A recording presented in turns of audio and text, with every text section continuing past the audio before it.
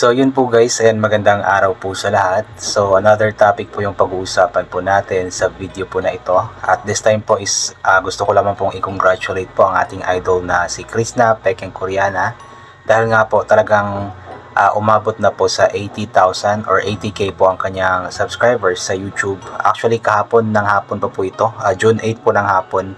Bago po ako nag-live ng 5pm, pagka-check ko po sa channel ni Krishna is 80k na nga po ito.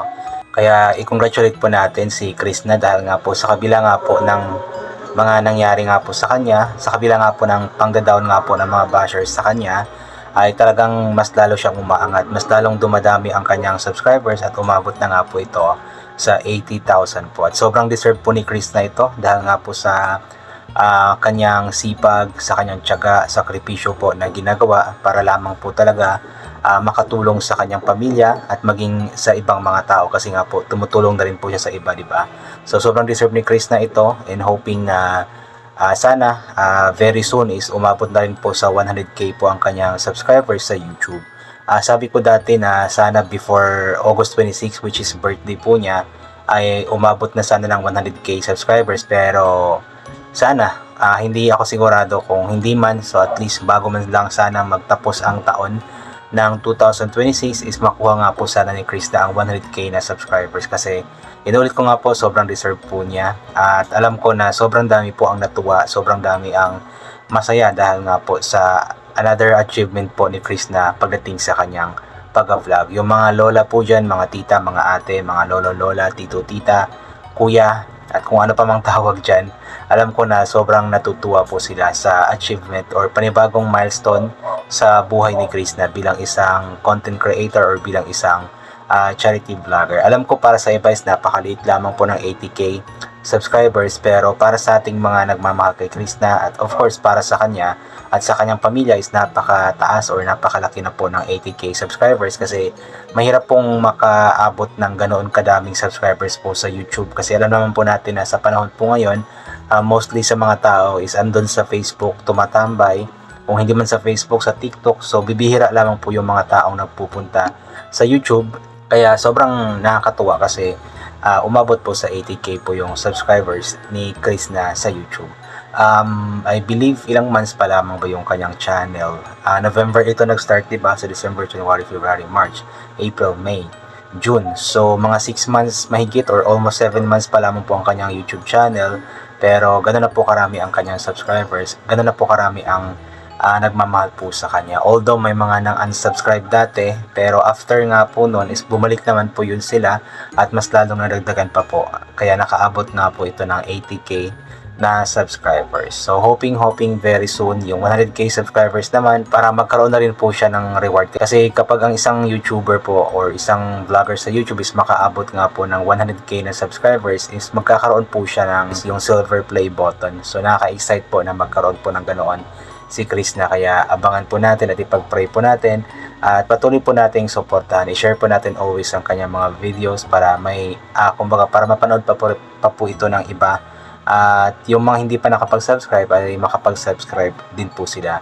And of course, higit sa lahat, huwag po natin skip yung mga ads na ating napapanood or nakikita sa kanyang mga videos, nang sa ganon is makatulong din po tayo sa kanya. Yung wala man po tayong maitulong na pinansyal sa kanya, ay yung hindi pag-skip ng ads is malaking tulong na rin po yun para sa kanya, especially na marami siyang mga pangarap para sa kanyang pamilya, para sa kanyang buhay, at unti-unti na nga po niyang tinutupad ang kanyang pangarap po ngayon, di ba?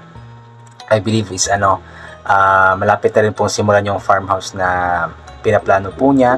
Then yung plano din po niya na pabahay para sa kanyang pamilya, malapit na rin po yun. So abangan po natin yung kumbaga na gagawin ni Chris na yung mga plano po niya para sa kanya at sa kanyang pamilya. So ito, babasahin po natin yung ilan po sa mga komento ng mga tao po na sobra pong natuwa dahil nga po sa naabot na po ni Chris na ang 80k subscribers. Unahin po natin itong mula kay Saran Pasang. Congratulations babae, deserve mo lahat yan. Ibinababa ka nila pero itinataas ka ng Diyos dahil nakikita ng Diyos ang kabutihan ng puso mo. Ignore mo lahat ng bashers mo, especially yung number 1 KSP ng kontrabida. Uy, huwag mong pagkakasayahan ng oras mo ang mga walang kwentang nilalang na yan. Isipin mo na lang that they don't exist. Focus ka sa goal mo at sa family mo. Love yourself, anak. Magsuot ka ng mga damit na pang girly para mas lalong lumutang ang kagandahan mo. Move forward and don't look back.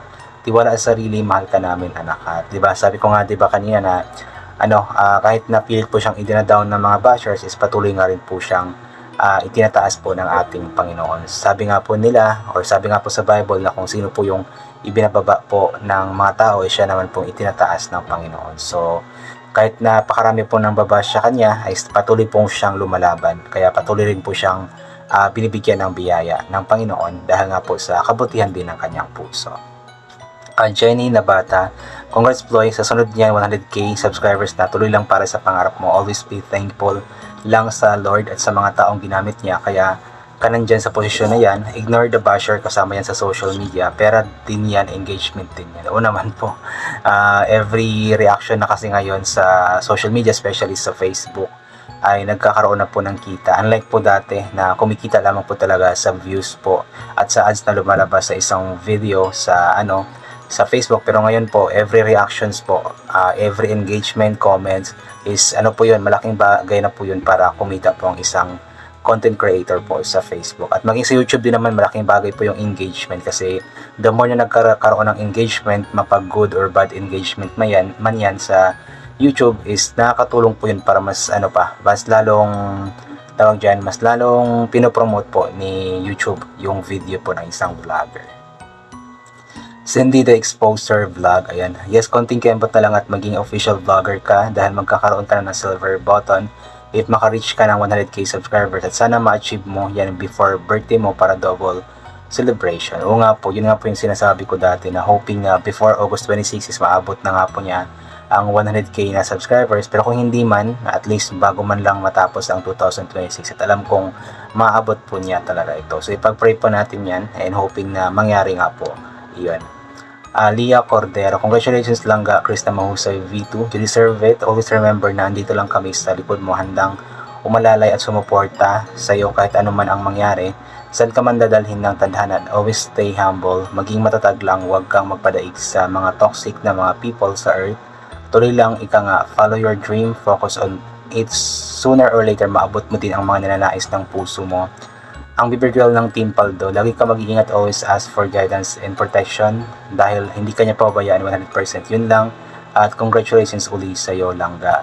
We love you always. So naman po, talagang basta yung puso is palaging nasa nasa tama. Palagi kang may tiwala din sa Panginoon. Is talagang 100% po na hindi ka pababayaan ng Panginoon, at talagang andyan siya palagi para i-guide ka at ipoprotect ka sa lahat ng mga ginagawa mo sa iyong buhay. At yung mga toxic people, mga bashers, yan, ipag-pray na lang po natin yan sila na maging maayos na rin po ang kanilang pag-iisip. Faithfully Zennet Sir, ayan, congrats Chris, more power.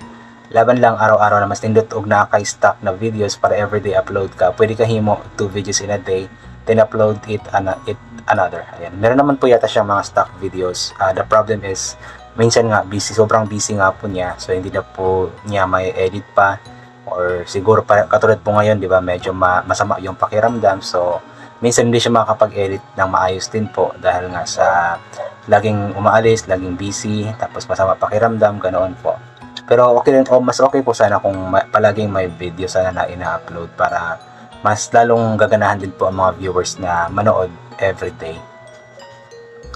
Vivian Grace Caniedo, hey, road to 100k is just the beginning. Can't wait to see what's next. We love Krista Mahusay Vito. We are here to support you all the way. Malapit na po talaga. Malapit na. 80k na po siya ngayon. So 20k na lang po. 19k mahigit yung kulang para mag 100k subscribers. Civiliano Leonila, congrats Inday Krishna Maria. Napakabait mo kasi na dalaga, super ang bait mo, bonus na lang ang ganda mo, kaya love ka sa mga supporters mo. Huwag ka magbago kung ano ang mararating mo, laging mag-pray sa Papa God na i-guide ka niya lagi sa matuwid na daan, at ingatan mo yung sarili dahil huwag mong pabayaan. God bless you in your family always. Yun po yung pinaka-importante, yung alagaan po niya ang kanyang sarili, kasi paano pa niya magagawa ang mga bagay na gusto po niyang gawin, especially yung mga pangarap po niya sa kanyang buhay, sa kanyang pamilya, if magkakasakit po siya. Kaya wag dapat niyang pabayaan ang kanyang sarili, at dapat nasa good health lang palagi. Jean E. Datuin, congrats love ka na kaunting kembot na lang. 100k na, sana hindi ka pa mag-birthday, abot ng 100k yan. Deserve mo talaga love, mahal na mahal ka namin, push pa namin yan gagawin. Gagawa kaming paraan na yan. So yun, ipag-pray po natin yun na mangyari nga po yung 100k subscribers bago mag-birthday po niya. Para yun nga, na isang napakagandang regalo or isang napakagandang biyaya po yan para sa kanyang 22nd birthday kung mangyari man. At ito po mula kay Elizabeth Tapaw Gitang. Congrats sa iyo Chris, na tuloy lang ang buhay at laban lang sa lahat ng pagsubok. Ang Diyos at ang pamilya mo, karamay mo sa lahat ng hamon sa buhay. God bless you always. Baby loves. Ayan. So yun, I think hanggang dito na lamang po muna itong gagawin ko na reaction video. God bless po and bye for now po.